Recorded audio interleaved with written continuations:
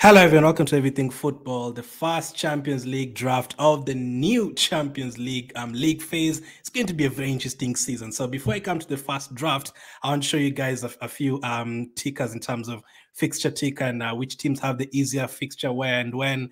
Like, it's going to be very important this time around. It's not as easy as what it used to be, you know, match day 1, 2, and then you target the same teams playing against each other in match day 3, 4, and then match day 6. Probably a couple of teams have gone through, you know, players are going to be rested, other players are going to come in, you know, goalkeepers are going to play Tuesday and Wednesday. You can rotate them throughout the group stage if you want. This time is very different.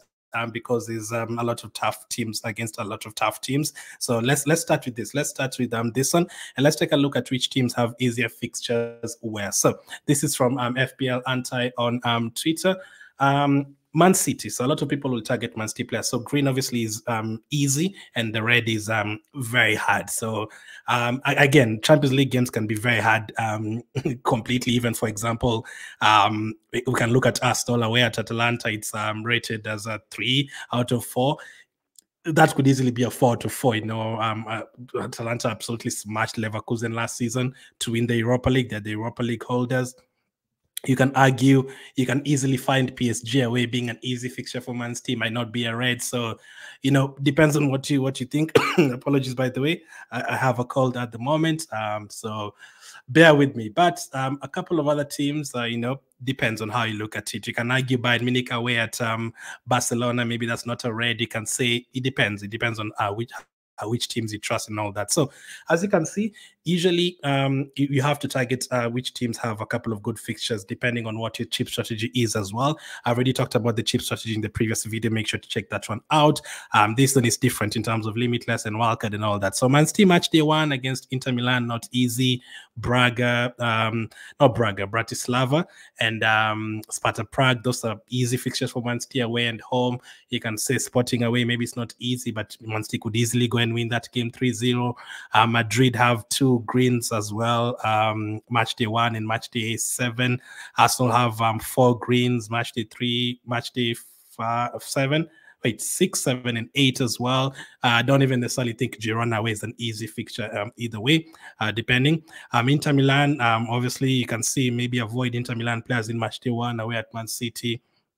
Maybe avoid Arsenal and PSG players in match day 2. You can argue Dortmund against Real Madrid away from home, match day 3, potentially avoid those fixtures. So depends. Your chip strategy very, very much depends on this. So you can easily say, I'm going to target Juventus players. I'm going to target maybe Leverkusen players in the first couple of match days, but when you get to match day 3, I'm going to change it. Or if you have Man City players all the way to match day 5 and you're planning to play your chip in match day 6, your wildcard to get rid of the triple up you have of Man City or the triple up you have of Barcelona because Man City have Juventus away, PSG away.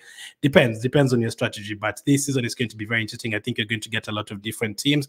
We have all the teams here, so I don't know, maybe screenshot it, maybe something like that. This is the first part of it all the way to Dortmund, then this is the second part of it, Juventus all the way to Monaco, and then this last part, Bologna to Young Boys, and then the last part of it, Young Boys to Bratislava. So yeah, not too many greens, a few reds here and there, but you never know in the Champions League. The red, for example, Arsenal, Inter Milan, the red for Arsenal and the red for Inter Milan, that's going to be 2-2. You never know.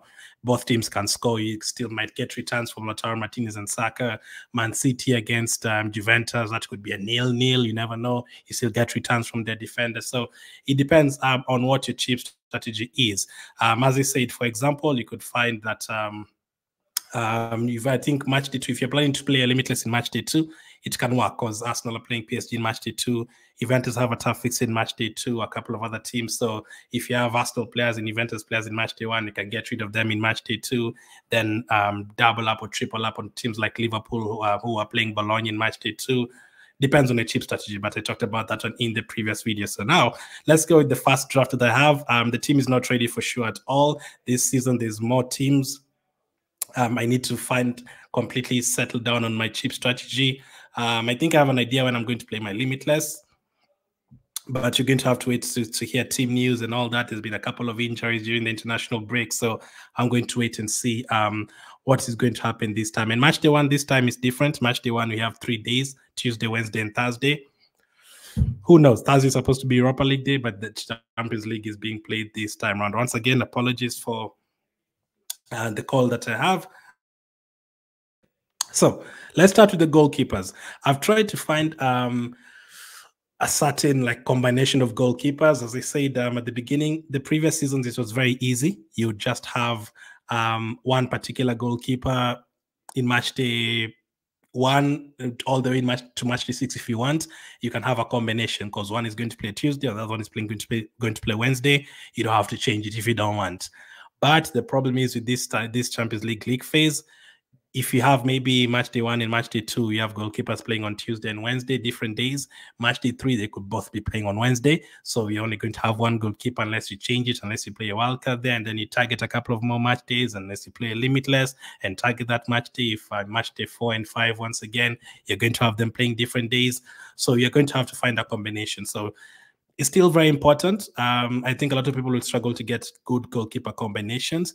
For example, for me, I wanted a Juventus goalkeeper, and I was happy to go with the Monaco goalkeeper. But match day one, they are playing different days, but match day two, they're playing on the same day. And then I think match day 3 or 4, they're playing different days. So match day 2 doesn't really make sense for me unless I play my limitless in match day 2. So as you can see, different ideas depending on your limitless and wildcard strategies for throughout the season. Again, I talked about it in the previous video.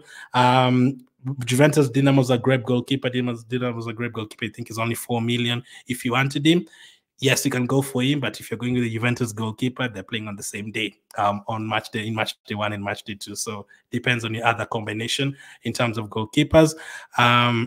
So let's for me, let's put this actually. Before I share that screen once again, I do have a goalkeeper. I do have a goalkeeper tick as well. So let me show you guys that. Make sure to hit the like button if you are enjoying the video. I'd really appreciate it. So let me bring up the goalkeeper. Let me bring up the goalkeeper ticker. The combination of the goalkeepers. So let's see.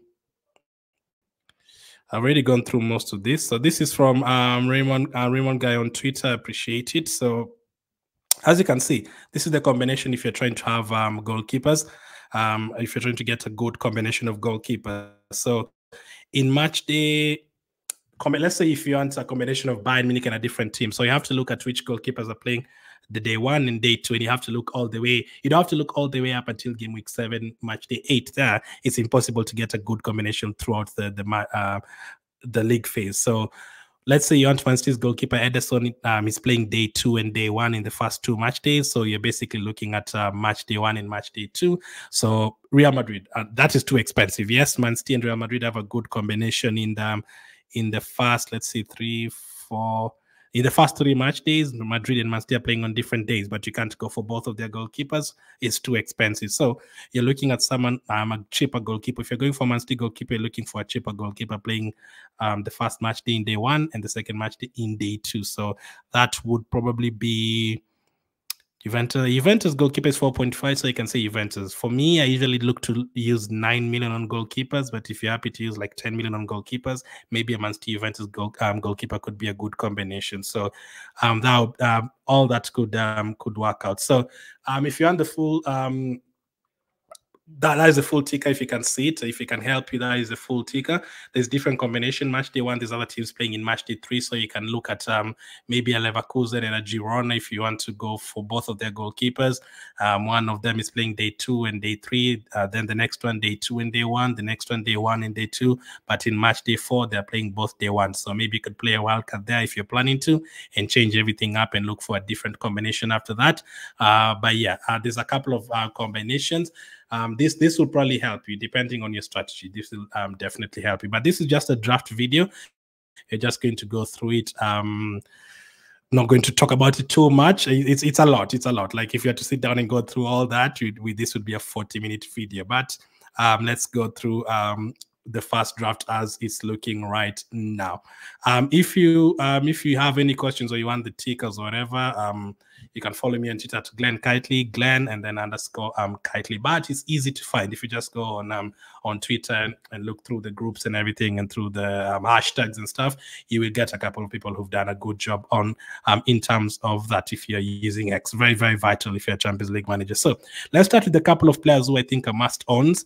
That is Erling Haaland for sure. I think you have to have Erling Haaland, even though they're playing Inter Milan in match day 1. I mean, Man City could easily score 2+ goals there, and Haaland could easily score both of them. But after that, they have Bratislava, Sparta Prague, Sporting, Feyenoord. I mean, those are 4 very good fixtures. Now, he might not play all 4 of them, but even if he plays 3 of them, Haaland can score 9 goals in those 2 games. So I think Haaland is definitely a must-have. So I think he's going to be in a lot of teams. At the moment, he's currently owned by 45%.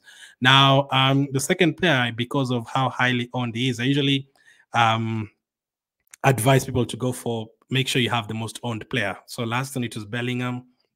There's other seasons it has been Salah. Other seasons it has been Haaland.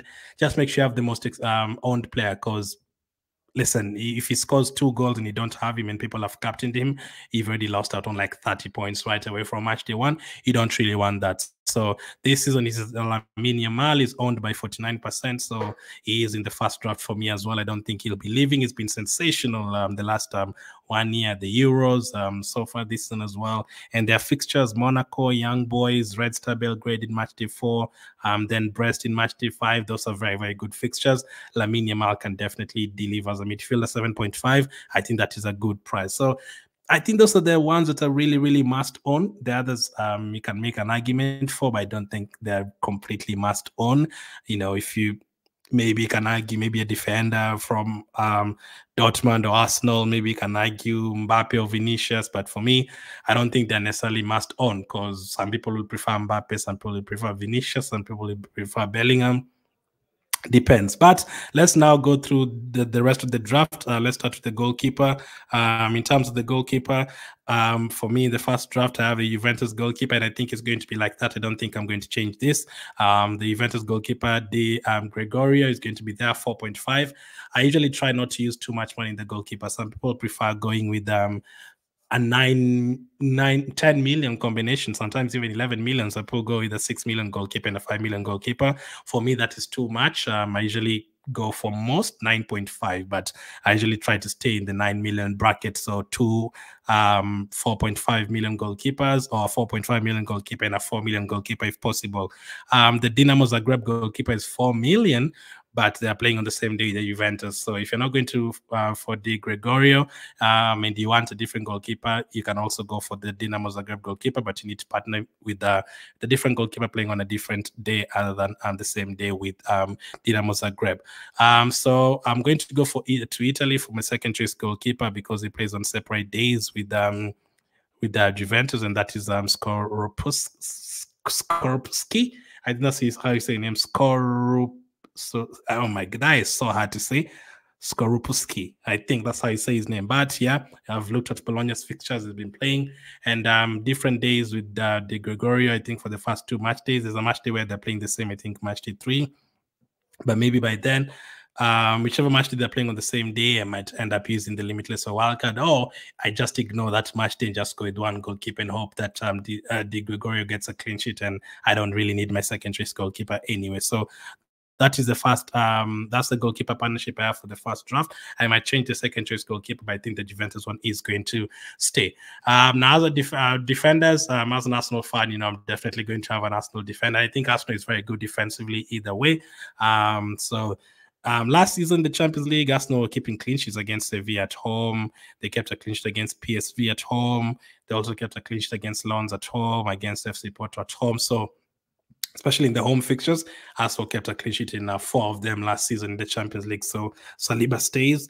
This one can be anyone. You can go for Gabriel if you prefer. You can go for Ben White if you prefer. Any of them can work. So that is Saliba, my first pick defensively. That can change to any of them. Depends. Second defender I've gone to Liverpool for Trent. 6 million. I mean, you don't have to go for too many, premium defenders, especially if you want to have a strong midfield. If you go for cheaper defenders, that allows you to have 3 top strikers and maybe 4 top midfielders. But it's very important as well. The recovery points, Saliba is very good at that. Trent, attacking wise, is very good. Last season, Hamels was cheaper and he was very good at ball recoveries. So if you can get a defender who's very good at ball recoveries and it's cheaper, it can help you, even if they play for Bologna, Slavan, Bratislava. If they get 12 ball recoveries, and even if they lose that game 3-0, he's still going to get you 5 points, which is not bad at all. So for me, I've gone for Trent, and then I've also gone for a Juventus double up. I really like the Juventus fixtures. The Juventus defender might change. The goalkeeper is going to stay, but I've gone for Cambiaso for now, and I've also gone for Schlotterbeck from Borussia Dortmund. Dortmund have kept clean sheets in both of their games in the Bundesliga this season. I've watched Schlotterbeck playing for Germany as well. I saw him picking up a yellow card for Germany, but he's always good. Last season is a very, very good option. It's currently selected by 17%, 60 points last season, as you can see here. Very good. For now, I've gone for a cheaper defender.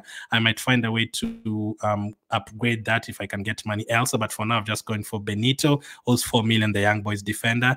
I may not need him that much, but hey, Champions League fantasy, if Benito is playing on the Tuesday, even if they're playing against Atletico Madrid, I just start him. Let's look at his fixtures. Match day 1, he's playing on the Tuesday. Even if he's playing against Aston Villa, fine. If he plays on Tuesday and gets 1 or 0, I'm just going to sub him out. But you never know. He might get an assist or score on that day. Aston Villa being new in the Champions League, you never know. He could get 4 or 5 points and then I end up keeping him. That's the good thing with Champions League fantasy. So that's the difference that is in my first draft. If I could say between these 5 players, how many are definitely going to stay, I think Saliba is definitely going to stay, and I think Schlotterbeck is definitely going to stay. The other 2, I could make a couple of changes. Let's now move to the midfield. Make sure to hit the like button if you're enjoying the content. I really appreciate it. Let's see, midfield wise, next up, again, I have to go for me, I have to have Saka for sure. Bukayo Saka is going to be in my team.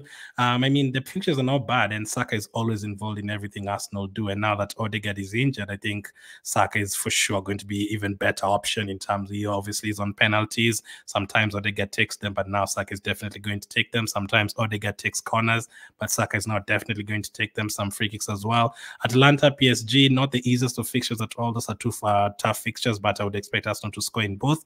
And if they score, probably Saka is involved. And then Shakhtar and all that. But by the time you get to match day 4, you might have played a chip or something, and then you can change a few things. I've also gone for Bayern Munich's Olise, but this particular option I don't really like. I've just gone for him for now because it's cheaper. But the reason I don't like Olise is because I don't like Olise as a pick, is because he gets subbed off. But he's very, very cheap, 6.5 million. Is cheap, and against Dinamo Zagreb and against Aston Villa, I mean, he can easily get a goal return in both of those fixtures before the 60th minute, and then it's job done. But maybe I'll be looking for a different option. I'm looking at someone like a Bellingham, but Bellingham is expensive and has been injured, but he's highly owned still, so could be an option. But for now, Olise is there. And then I've also gone for a Real Madrid player for sure. Madrid also have very, very good fixtures. I might end up getting a Madrid defender because of these fixtures, maybe someone like a Rudiger instead of Trent. I don't know. I will see. I will see how the weekend fixtures go, and then we'll have a team selection video over the weekend. Valverde, 6.5 million, not bad. For Valverde, I'm not sure how he's going to play the weekend fixtures for Madrid. He's obviously played for Uruguay. I don't know if he's definitely going to start in La Liga or he's going to be rested, and then that means he starts in the Champions League, hopefully, so for my team. And then lastly, I've just gone for another cheap midfielder for now, just someone who's going to stay there for now.